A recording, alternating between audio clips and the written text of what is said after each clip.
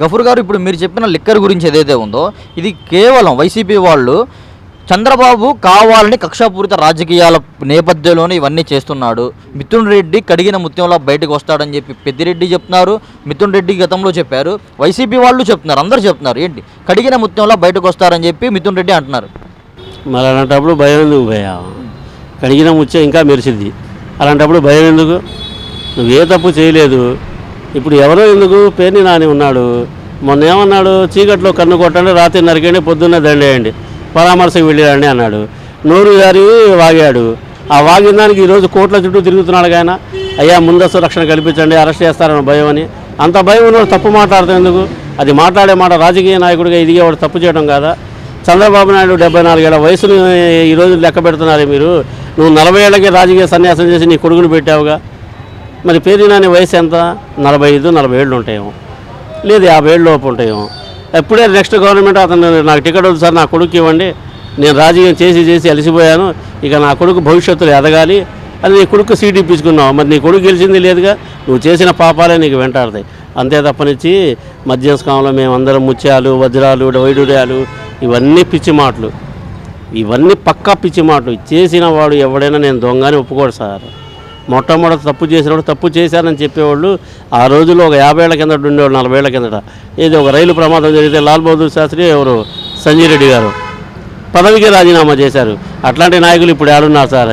వేళ మీద లెక్క పెడితే చంద్రబాబు నాయుడు లాంటి వాడు, జ్యోతి బసు లాంటి వాళ్ళు, ఇంకా నవీన్ పట్నాయక్ లాంటి వారు, ఇట్లా కొంతమంది ఏళ్ల మీద లెక్క పెట్టే వ్యక్తులు ఉంటారేమో తప్పనిచ్చి ఈరోజు నిజాయితీగా నేను తప్పు చేశాను, నేను తెలియక చేశాను తప్పని నిజాయితీగా ఒప్పుకునేవాడు ఎవరు లేడు.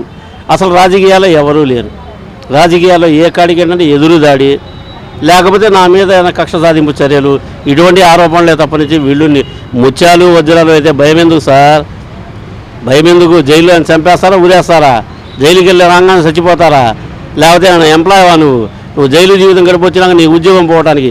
రాజకీయ పరంగా మీ ఆదాయం ఎంత, మీరు ఎంత సంపాదించారు? ఒక బిజినెస్ ఈ రోజుల్లో చాలామంది చేస్తారు సార్. 50,000 మంది ఉద్యోగులకు ఉద్యోగాలు ఇచ్చి ఒక ఫ్యాక్టరీ పెట్టి సంపాదిస్తారు. ఈ రోజుల్లో రాజకీయాల్లో 100 కోట్లు ఖర్చు పెడితే రాజకీయ ముసుగులో ఎన్ని 100 కోట్లు సంపాదించుకోవచ్చు. ఎగ్జాంపుల్ వైసీపీ నేతలే. వాళ్ళు చేసిన నిర్వాహకమే 5 ఏళ్ల పరిపాలనలో వాళ్ళు చేసింది హిస్టరీ ఆఫ్ ద కేసు అయిపోయింది. ది స్టడీ కేసు అంటున్నారు చంద్రబాబు నాయుడు గారు. ఈ కేసును స్టడీ చేయండి. జీవితంలో రాజకీయం ఎదగాల్సిన వాళ్ళు చేయకూడదు ఏంది, చేయాల్సింది ఏంది, ఇట్లా చేస్తే ఏమవుతాయి, మా లైఫ్ స్టైల్, మా బతుకులు ఏమవుతాయి, తర్వాత 5 ఏళ్ల తర్వాత జైలు జీవితం, పోలీసుల సాక్ష్యాలు, శిక్షలు ఇవన్నీ ఉంటాయి. ఇవన్నీ వద్దు అంటే ఇలా బతకండి అని చెప్పి చంద్రబాబు నాయుడు ఒక విజన్ ఇచ్చారు. ఆ విజన్ని ఫాలో అయిన నాయకులు మొత్తం ఇప్పుడు మీరు గమనించే ఉంటారు. 1 ఇయర్ 2 months అయి ఉంటుంది చంద్రబాబు నాయుడు గవర్నమెంట్ ఇచ్చి, సంవత్సరం లోపే ఉంటుంది. ప్రతి 3 నెలలకి ఎమ్మెల్యేల మీద విశ్లేషణ చేస్తున్నాడు. మీ పనితీరు విధానం ఇది, ఇలా ఉండకూడదు. ఎమ్మెల్యేలే కాదు, మంత్రులైనా సరే మీరు క్షేత్రస్థాయి పర్యటనకి వెళ్ళాలి. పబ్లిక్ తోటి మీకు అనాలిసిస్ బాగా జరగాలి. పబ్లిక్తో ఎక్కువ మమేకం అవ్వాలి. అలా అయితేనే నెక్స్ట్ మీకు రాజకీయ భవిష్యత్తు. నేను కూడా ఏం చేయలేను, సీట్ ఇవ్వగలుగుతాను తప్పని గెలిపించలేను కదా. పార్టీ సింబల్ని చూసి ఓటేస్తారంటే ముందు ఇప్పుడు పబ్లిక్ ఏం చేస్తున్నారంటే ఈరోజు సెల్ ఫోన్ల వలన ఎటువంటి విషయానైనా అవ్వలేలాగా తెలుసుకోగలుగుతున్నారు. ఎందుకంటే సెల్ ఫోన్కు నా గొప్పతనం అది. ఆ రోజుల్లో సెల్ ఫోన్లు, పొలం పనులు దండగా, అదేదో వ్యవసాయం దండగా అని చంద్రబాబు నాయుడు అన్నట్టుగా క్రియేట్ చేసి అతన్ని బ్లేమ్ చేశారు. కానీ అతని విజన్ ఉన్న నాయకుడు కాబట్టి 20 ఏళ్ళ తర్వాత ఎలా ఉంటుందో రాష్ట్రం అనేది ఆలోచించగల వ్యక్తి. అటువంటి వ్యక్తికి మినిమం మనం మన ఓటు ద్వారా అతనికి సహాయంగా నిలబడితే రేపు భవిష్యత్తులో నా పిల్లలు వీళ్ళందరికీ లైఫ్ ఏర్పడేది సార్. ఎందుకంటే మన రాష్ట్రంలో అత్యంత పేదలు కూడా ఉన్నారు, మధ్యతరగతి వారు ఉన్నారు, ధనవంతులు ఉన్నారు. కానీ అత్యంత పేదలనే పట్టించుకున్నాడు. మొట్టమొదటి P4 విధానంతో బంగారు కుటుంబాలు అనే ఆప్షన్ పెట్టి నా దగ్గర ₹1 కోటి ఉన్నాయి, 2 కుటుంబాలు దత్తత తీసుకోండి, ఈ 2 కుటుంబాల ద్వారా వాళ్ళకి లబ్ధి చేకూర్చండి, మీ ₹1 కోటి ఏమీ తగ్గు, మహాపోతే 10 లక్షలు 20 లక్షలు లిక్విడ్ క్యాష్ ఇవ్వమంటలా. వాళ్ళకి స్వయం ఉపాధి. ఏం పని చేస్తారు సార్? హోటల్ పని, చిన్న బండి పెట్టి హోటల్ పెట్టించండి. ఏం పని చేస్తారు సార్? టాపీ పని, 4 టాపీలు ఇప్పించి ఒక ఏదైనా బిల్డింగ్ కన్స్ట్రక్షన్ ఇప్పించండి. ఏం పని చేస్తారు? వడ్రంగి, అతనికి వడ్రంగి మెటీరియల్ ఇప్పించి 4 మెటీరియల్ సామాన్లు ఇప్పించి ఆయన పని ఇప్పించండి. ఇలా దత్త తీసుకోమన్నారు. కానీ దత్తదంటే ఇంట్లో పిలిచి భోజనాలు పెట్టి పొలావులు పెట్టమల్లా. P4 విధానం ఉందో అది సాధ్యపడే విధానమే అంటారా? అందరూ అలా పేద కుటుంబాలని దత్తత తీసుకోవడానికి ముందుకు వస్తారంటారా? రాకపోతే ఇప్పుడు 15 లక్షలు రేపు ఆగస్టు 15 లోపు వచ్చి 75 లక్షల కుటుంబాలకి దత్తత తీసుకోవడం టార్గెట్ పెట్టారు. ఈ టార్గెట్లో ఇప్పుడు 7 లక్షల కుటుంబాలు దత్తత అయినాయిగా, ఏ జిల్లాకి ఆ జిల్లాకి. మీరు ఎన్రోల్ చూసుకోండి. మీరు కలెక్టర్ ఆఫీస్కి వెళ్ళి ఎన్రోల్మెంట్లో ఈ జిల్లాలో ఎన్ని బంగారు కుటుంబాలు దత్తత తీసుకున్న వాళ్ళు ఎవరు మొత్తం మీరు అదేదో అంటారు చూడండి, సమాచార సేకరణ అంటారు ఏంటది,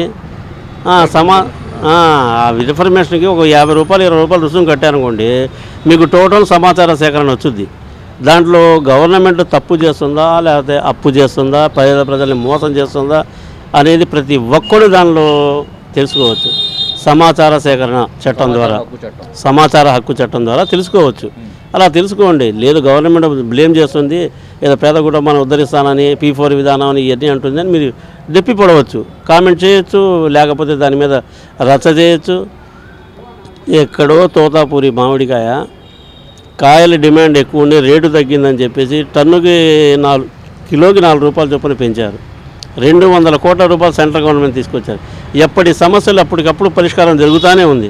ఇంకా ఈ ప్రభుత్వం మీద బురద జల్లడం, ఈ ప్రభుత్వాన్ని బ్లేమ్ చేయాలనుకోవటం ఎట్లా ఉంటుందంటే సూర్యుడిని చూసి ఉమ్మేస్తే ఏమైంది అలాగైంది సార్ పరిస్థితి.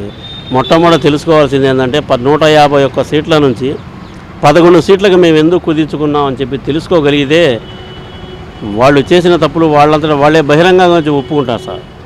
అంతే తప్పనిచ్చి ఇవన్నీ చాలా తప్పుడు మాటలు, ఏమీ చేయట్లేదు అని. రేపు ఆగస్టు 10 నుంచి ఉచిత బస్సు ప్రయాణం ఉంది మహిళలకు. దాని మీద ఏమన్నారు, నువ్వు చేసిన ప్రయాణం వల్ల నీకు చేకూరిన లబ్ధి వెనక స్టాంప్ డ్యూటీ ఏమన్నారు. ఏది నీకు ఇచ్చే టికెట్ మీద, అమ్మా నువ్వు ఇక్కడ నుంచి కొత్తపాడు వెళ్ళావు, కొత్తపాడికి ఇక్కడ నుంచి ఇక్కడికి వెళ్ళడానికి వచ్చేసి 50 రూపాయలు ఖర్చు అయింది, ఆ 50 రూపాయలు నీకు మిగులు అని అక్కడ టికెట్ వెనక అనమాట. నువ్వు అలా స్లిప్పులు పెట్టుకుంటే నువ్వు నెలవారీ ఎన్నిసార్లు ప్రయాణం చేస్తే ఎంత మిగిలినది పేద ప్రజలు గ్రహిస్తారు. మాకు ఇంత లబ్ధి చేకూరింది ఈ గవర్నమెంట్ మూలాన అని చెప్పి. ఇప్పుడు మళ్ళా 75,000 మంది కొత్తగా వితంతు పింఛను చేస్తున్నారు రేపు ఆగస్టు 15 లోపు.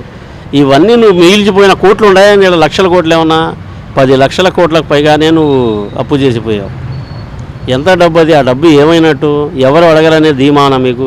తిరిగి మీరే ఒక 25 ఏళ్ళు ఉంటారనే ధైర్యమా? తప్పు చేయాలన్నా వెనక నాకు తట్టుకునేవాడు ఉన్నాడన్న ధైర్యం ఉంటే తప్పు చేయొచ్చు సార్. కానీ తప్పే జీవితంగా బతికే వాళ్ళకి మనం ఎన్ని చెప్పినా కానీ ఎక్కువ సార్. అది ఇప్పుడు సింగపూర్ చంద్రబాబు నాయుడు గారు రేపొద్దున సింగపూర్ వెళ్తున్నారు.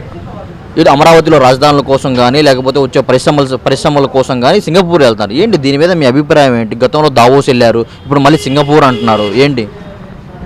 మీరు గమనిస్తున్నారు కదా సార్, వీళ్ళు వెళ్ళిన ప్రతి చోట పెట్టుబడులు ఆకర్షిస్తున్నారా లేదా? మరి దేనికి వెళ్తున్నారు? సింగపూర్ చూడటానికి వెళ్తున్నారా, దాయిలాండ్ చూడటానికి వెళ్తున్నారా, లేదా దాయిలాండ్ మసాజ్ చేయించుకోవడానికి వెళ్తున్నారా? మీరు చేసిన నష్టాలు ఏ ఒక్క పారిశ్రామికవేత్త కూడా ఆంధ్ర వైపు కన్నెత్తి చూడకుండా ప్రతిదాన్ని మీరు లింకు పెట్టేసేసి నీకెంత మాకెంత ఈ టైప్ ఆఫ్ వేలో 5 ఏళ్ళు గడిపారు. ఏ పారిశ్రామికవేత్త కూడా ధైర్యం చేయలేని పరిస్థితిని క్రియేట్ చేశారు. కానీ ఇప్పుడు చంద్రబాబు నాయుడు నేనున్నాను నేను మీకు పూర్తి భరోసా ఇస్తా, మీకు కావాల్సిన మౌలిక సదుపాయాలన్నీ కల్పిస్తా, మీకు నేను భరోసా ఇస్తా. ఈ 5 ఏళ్ళు కాదు, తిరిగి 5 ఏళ్ల తర్వాత కూడా ఈ ప్రజలు మేము చేసే మంచిని చూసే మమ్మల్ని గెలిపిస్తారు. ఆ నమ్మకంతో చంద్రబాబు నాయుడు గారు చెప్తున్నారే కానీ సింగపూర్ చూడాలనో మలేషియా ట్రిప్ వేయాలనో వెళ్ళట్లేదు. ఆయన ఈ రాష్ట్ర భవిష్యత్తు కోసం తిరుగుతున్నాడు. ఆయన దాన్ని గమనించకుండా ఇష్టం వచ్చినట్టు వీళ్ళు మాట్లాడదాం చాలా తప్పు సార్. అది ఒప్పుకోలేని తప్పు. ప్రతిరోజు 7 రూపాయలు పెట్టి పేపర్ చదువుకునేవాడు సింగపూర్ పర్యటనలకి, విదేశీ పర్యటనలకి.